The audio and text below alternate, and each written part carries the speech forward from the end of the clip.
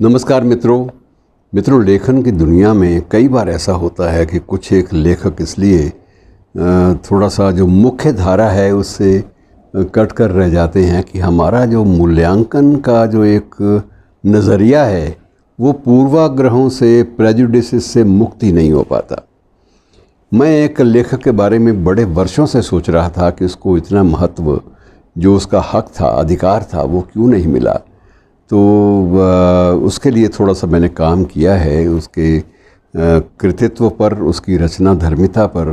तो मुझे बड़ा सुखद एक आश्चर्य भी हुआ है कि इस लेखक ने, जो आज भी हमारे बीच में है, इतना कुछ हमारे परिवेश को दिया है कि यदि हम उसके ऋण से मुक्त होना चाहें, इसे हम प्रायः ऋषि ऋण कह देते हैं, तो ऋषि से ऋण से मुक्त होना चाहें तो हम नहीं हो पाएंगे।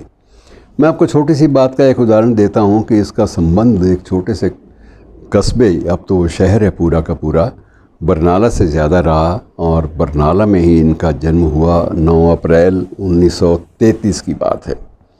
अप्रैल का ही महीना था और इस बार 9 और 10 को विशेष रूप से पंजाब के उस क्षेत्र में, उस अंचल में इसके बारे में संगोष्ठियाँ भी रखी गईं। बहुत कुछ इसको पुरस्कार, सम्मान, वो तो चलता रहता है मित्रों, वो अलग है। लेकिन उसके बाद भी इसको जिस स्तर पर चर्चा का विषय बनाया जाना चाहिए था साहित्य में, वो बनाया नहीं जा पाया। कुल मिलाकर इसने सारी ज़िंदगी अपनी अध्यापन में खर्च की। अध्यापन और लेखन दो ही कामों में। सरकारी स्कूलों में 37 वर्ष, कॉलेजों में भी 7 वर्ष तक पढ़ाया। और उसके बाद जो कुछ दिया, मैं आपको जब आंकड़े सुनाऊंगा तो आप हैरान रह जाएंगे।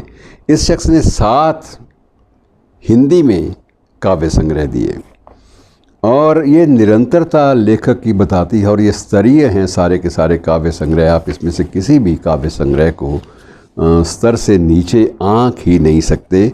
और इसके 4 हिंदी में उपन्यास भी हैं। मूल रूप से लेखक पंजाबी का है, लेकिन उसके बावजूद शुद्ध हिंदी में स्वयं अनुदित नहीं है कोई भी काम, स्वयं जो रचे हैं 7 हिंदी के काव्य संग्रह, 4 उपन्यास। और उसके अलावा इसने जो अनुवाद का जो काम किया है वो भी अद्भुत है कि इसने जैनेंद्र कुमार का सुनीता जो है, जिसे बाद में नेशनल बुक ट्रस्ट ने छापा, जिस अनुवाद को, उसका पंजाबी में अनुवाद, हिंदी से पंजाबी में अनुवाद किया और बहुत सारे लेखकों तक उस बात को पहुंचाया। यशपाल की प्रतिनिधि कहानियाँ, इसका भी पंजाबी में अनुवाद किया। और बलदेव कृष्ण वैद जैसे क्लिष्ट और अत्यंत बौद्धिक लेखक की कहानियाँ, वो भी इसने अनुवादित पंजाबी में की। इसी प्रकार से भीष्म सानी का एक उपन्यास झरोखे, उसका भी पंजाबी अनुवाद दिया। और बहुत सारे ऐसे काम किए जिसमें आप कह सकते हैं कि कम से कम अनुवाद के क्षेत्र में भी इसके दर्जन भर ऐसे अनुवाद हैं जिनके माध्यम से हिंदी का साहित्य पंजाबी के पाठकों तक व्यापक स्तर पर पहुंचा। तो ये एक बहुत बड़ी उपलब्धि होती है। उसके बाद उसकी मूल भाषा, जिसे वो मातृभाषा भी कहता है, उसमें भी उसने उपन्यासों की रचना जितनी की है मित्रों, वो अंदाज़ा लगाना मुश्किल है कि कोई लेखक कितना ज़्यादा लेखन के प्रति समर्पित हो सकता है। उसने 12 पंजाबी उपन्यास पहले चरण में दिए और उसके बाद कुल उपन्यासों की संख्या अब 31 का आंकड़ा पार कर चुकी है।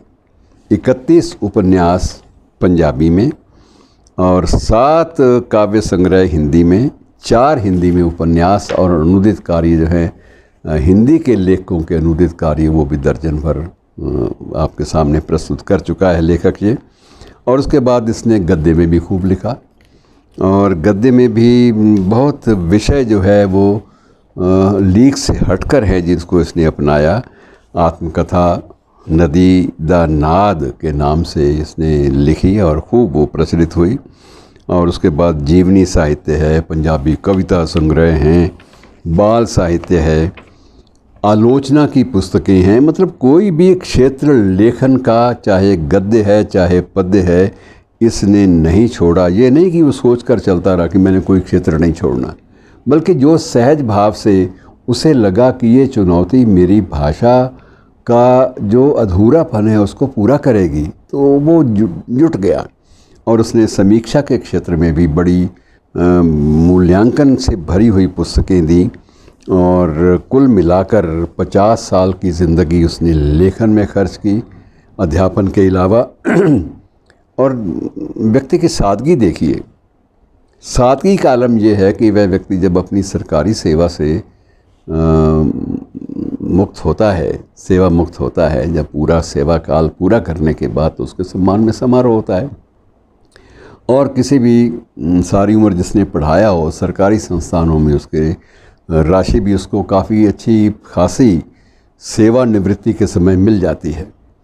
तो इस भले आदमी ने, जिसकी शालीनता की हद देखिए, विनम्रता की हद देखिए, बिना किसी चीज़ को विज्ञापित किए वो सारी की सारी राशि अपने उस स्कूल में 2 कमरे डलवाने के लिए दे दी, जिस स्कूल में पहले जो बच्चे थे वो ठीक ढंग से बैठ नहीं सकते थे, इसके अपने सेवा काल में।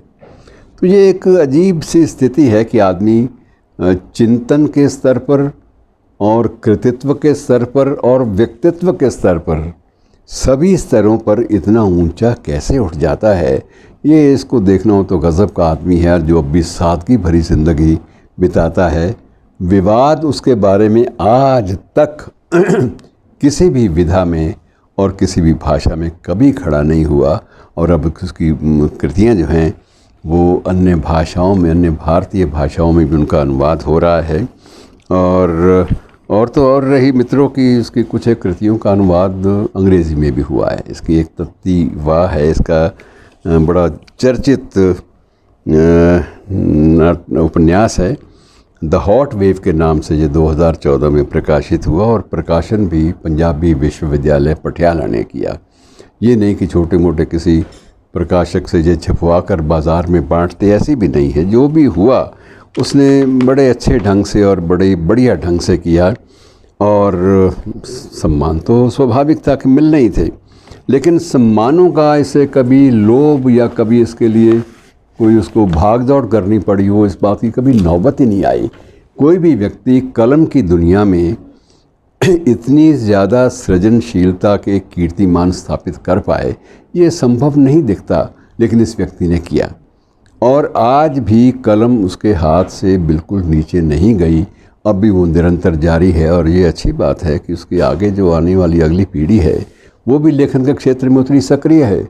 उसका एक बेटा, हालांकि यद्यपि संस्कार पंजाबी भाषा के हैं, लेकिन वो हिंदी में लिखता है। और इसी प्रकार से दूसरा बेटा विशुद्ध रूप से पंजाबी में लिखता है। तो दोनों के जो लेखन की जो संस्कार हैं वो एक ऐसे वटवृक्ष से मिले हैं, जो संस्कार निश्चित रूप से अपनी अपनी भाषा के साहित्य में एक नए कीर्तिमान स्थापित करेंगे। तो मित्रों, ऐसे लेखक का जमकर चर्चा किया जाना चाहिए। और ऐसे लेखक ओम प्रकाश गासो, मैं बड़े फ़ख्र के साथ इसलिए नाम लेता हूं कि मैं उनको पूरी तरह से पिछले लगभग 3 या 4 दशकों से निरंतर देखता रहा हूं। मुलाकात भी हुई है। कभी आपकी मुलाकात हो तो आपको संत आदमी नज़र आएगा कि पहनावा सीधा साधा, रहन सहन, बोली, किसी भी बात में शालीनता से हटकर कुछ भी नहीं है। तो ऐसे व्यक्ति को हम लोग नमन भी करते हैं और हमारे बीच में है, ये बड़ी गर्व की बात है। शुक्रिया।